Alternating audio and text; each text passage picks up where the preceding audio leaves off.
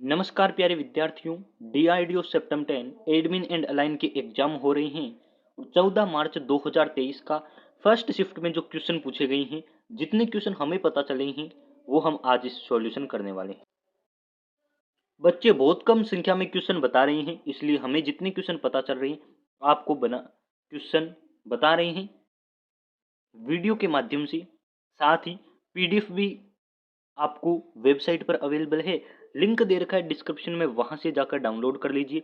और क्लासेज की पीडीएफ यानी कि हमारी जो रेगुलर क्लास होती है उसकी पीडीएफ टेलीग्राम पर है, आप वहां से डाउनलोड कर लीजिए। टेलीग्राम का भी लिंक डिस्क्रिप्शन में दे रखा है। लिंक न मिले तो आप गूगल पर डायरेक्ट सर्च कर लीजिए, चैनल का नाम JKIT मंत्रा। आपको हमारे टेलीग्राम, इंस्टाग्राम और सारे जो लिंक है यूट्यूब के, फेसबुक के, वो वहाँ मिल जाते हैं, तो आप वहाँ से डायरेक्ट ज्वाइन कर सकते हैं। कोई बड़ी समस्या नहीं है, आप ज्वाइन कर दीजिए।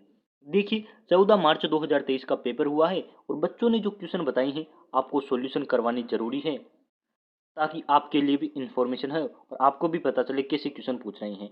एक क्वेश्चन तो पक्का मान लीजिए, किसी न किसी खेल से ये क्वेश्चन आ रहा है कि उसमें कितने खिलाड़ियों की संख्या है। कबड्डी पूछी गई थी टेक्नीशियन ए में, कल आपके 13 मार्च को वो पूछ लिया था। इसमें अभी जो गेम हुआ था उसका कल ही मैंने सॉल्यूशन करवाया है।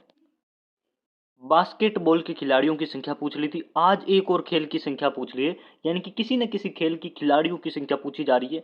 आप क्रिकेट और अन्य खेलों की खिलाड़ियों की संख्या याद कर लीजिए। देखिए क्वेश्चन नंबर फर्स्ट, ये हमें बच्चे से पता चला है। हमारी क्वेश्चन नंबर 39 कैसे हो गया, क्योंकि हम सारे जो डीआरडीओ 13, 14 इस प्रकार से मार्च में जो क्वेश्चन आ रहे हैं, जितने भी शिफ्ट के हमें पता चल रहे हैं, हम एक पीडीएफ बना रहे हैं। और जैसे ही मैं पीडीएफ में एंटर करता हूँ वहाँ वेबसाइट पर ही अपने आप लोड हो जाती है, तो आप पीडीएफ को बार बार डाउनलोड करते रहिए। यानी कि जैसे ही एग्जाम होता है तो मेरे वीडियो आने के बाद आप पीडीएफ को डाउनलोड कर लीजिए। सेम पीडीएफ है लेकिन क्वेश्चन उसी पीडीएफ में आगे बढ़ रहे हैं। अब आपके उसमें 59 या 50 क्वेश्चन हो गई हैं, पहले मैंने उसमें 29 क्वेश्चन दिए थे। अब देखिए 39 नंबर क्वेश्चन है, क्रिकेट के तीनों फॉर्मेट में शतक लगाने वाले कप्तान कौन बन गए हैं? तो रोहित शर्मा। ये क्वेश्चन हर कोई कर सकता था, अभी रिसेंटली की करंट के क्वेश्चन है तो आप सभी कर पाएंगे। आगे देखिए सेबी का कल पूछ लिया था स्थापना दिवस, यानी कि कब स्थापना हुई सेबी की। इस बार पूछ लिया सेबी का, यानी कि सिक्योरिटी एक्सचेंज बोर्ड का है ना, आपकी मुख्यालय कहाँ है, हेडक्वार्टर पूछ लिया है। तो मुंबई में इसका हेडक्वार्टर है, ये याद कर लीजिए। मैंने कल ही कहा था सेबी के बारे में ऑल डिटेल पढ़कर जाइए एग्जाम से पहले। यदि किसी ने मेरी बात को सीरियस लिया है तो सही हुआ होगा। ये क्वेश्चन मैंने आपको पहले बहुत बार करवा रखा है तो सही हुआ होगा। लोकमान्य किस क्रांतिकारी के उपनाम है? तो लोकमान्य बाल गंगाधर है। और इसकी पुस्तक का नाम यदि आपसे पूछ ले तो याद कर लीजिए, गीता रहस्य इनकी पुस्तक है। भारतीय उपद्रव का नेता भी इन्हें कहा जाता है, या भारतीय उपद्रव का पिता या जनक किसे कहा जाता है? ऐसा क्वेश्चन आने पर आपको याद रखना है, उपद्रव का जनक भी बाल गंगाधर तिलक को कहते हैं। 3-4 बातें याद रखनी है, आपके लिए इंपॉर्टेंट है। ये क्वेश्चन हर कोई कर सकता था। महाभारत का युद्ध कितने दिन तक चला? तो सबका राइट आंसर होगा 18 दिन तक युद्ध चला। और आपको इसका बारे में पता है क्योंकि 10th लेवल में ऐसे क्वेश्चन जनरली देखने को मिल सकते हैं। अब देखिए आगे क्वेश्चन पूछा गया, पोलो को खेल में दोनों पक्षों को मिलाकर कितने खिलाड़ी होते? तो मैंने अभी अभी आपको बताया कि एक खेल से संबंधित खिलाड़ियों की संख्या पूछी जा रही है।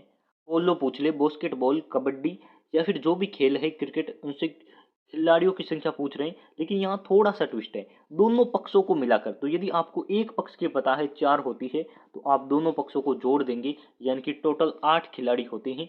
यहाँ आपका आंसर होगा 8। लेकिन आपसे पूछे यदि एक पक्ष में कितने खिलाड़ी होते हैं तो आपको 4 करना है। अब देखिए आगे क्वेश्चन पूछा गया, विधि द्वारा स्थापित प्रक्रिया किस देश से ली गई है? तो ये आपको पढ़ लेना है। राइट आंसर इसका जापान है। हालांकि इसके बारे में और डिटेल मेरे पास नहीं है, तो आप इंटरनेट का सहयोग ले सकते हैं। जैव विविधता दिवस तो मैंने ये करवा रखा है आपको, 22 मई इसका आंसर है, तो ये आप सभी कर सकते हैं। साथ में मैंने आपको 22 मार्च भी करवा रखा है, 22 अप्रैल भी करवा सकता है। मार्च में आप क्या आता है, 22 मार्च जल दिवस, और 22 अप्रैल में ऐसे अप्रैल यानी कि ऐसे अर्थ डे यानी कि पृथ्वी दिवस आता है आपके।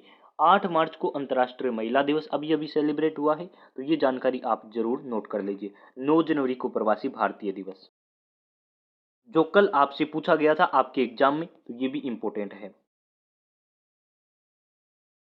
आगे आपसे पूछा गया है स्टेनलेस स्टील किसका मिश्रण है या किन धातुओं से मिलकर बना होता है। तो इसमें आपको दो चार नाम याद करने हैं, जैसे लोहा, Fe यानी कि लोहा है, फिर है आपकी क्रोमियम, फिर है आपकी निकिल और कार्बन। चार आपको देखने हैं, ये इसका मिश्रण होता है। मैथ का क्वेश्चन एक पता चला है और क्वेश्चन आपके हैं जिस प्रकार से आपके सात से संबंधित है उसी प्रकार से तीन किससे संबंधित होगा, ये आपको बताना है। तो मैंने इसके आंसर में लिख दिया है आंसर डिपेंड्स ऑन ऑप्शन, यानी कि आंसर आपके ऑप्शन पर डिपेंड करता है। आपका ऑप्शन कैसा है आंसर उसी पर डिपेंड करेगा। चलिए मैं इसे साबित कर देता हूँ। मान लेते हैं कि 2 को 7 किया है, तो 3 को हम क्या कर सकते हैं, 2 को 7 किया यानी कि 2 में 5 ऐड किया है, तो 3 में भी हम 5 ऐड करेंगे तो बन जाएगा 8। तो यदि ऑप्शन में 8 आंसर में था तो आप कर सकते थे। एक और तरीका है, वो तरीका क्या है, यदि हम 2 का क्यूब करते हैं, 2 का क्यूब करेंगे तो आपके क्या आएगा, तो आप कहेंगे 8 आएगा, उसमें से -1 कर देते हैं तो 7 आ सकता है। 2 का क्यूब करके -1 करते हैं तो यहाँ भी हम कर सकते हैं ना, 3 का क्यूब 27 -1 तो आपके 26 भी ऑप्शन में हो सकता है।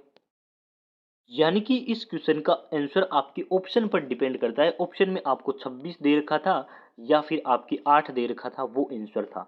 अब देखिए आगे क्वेश्चन आपसे पूछ लिया है कि आपकी ओक्यू का एंटोनियम, एंटोनियम का इंग्लिश का क्वेश्चन पता चला है और इसका राइट आंसर है आपके ट्रांसपेरेंट, इसका एंटोनियम होता है। अब मैं आपसे रिक्वेस्ट करूंगा कि इसका आप सिनोनियम भी याद कर दीजिए, आपके एग्जाम में सिनोनियम पूछा जा सकता है। तो ये था हमें जितने क्वेश्चन पता चले उसका विवरण, और एग्जाम के क्वेश्चन मैं आप वेबसाइट पर ही डालूंगा क्योंकि आज का वीडियो कंप्लीट हो चुका है। कल एक वीडियो आएगा जिसमें 14 मार्च के 13 मार्च के जो ज़्यादा क्वेश्चन मुझे और बच्चों से पता चलेंगे वो एक साथ करवा दूंगा।